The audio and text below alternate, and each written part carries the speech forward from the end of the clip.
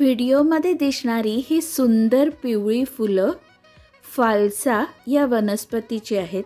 फाल्सा ही भारतात उगवणारी एक आयुर्वेदिक औषधी वनस्पती आहे। याची फळं काहीशी जांभळासारखी लागतात। या फळांना शबरीची बोरं असं देखील म्हणतात। फाल्साच्या पिकलेल्या फळांमध्ये ए आणि सी विटॅमिन असते। तसेच शरीरासाठी आवश्यक असणारे फॉस्फरस, लोह आणि कॅल्शियमसारखे घटकही या फळांमध्ये भरपूर प्रमाणात असतात।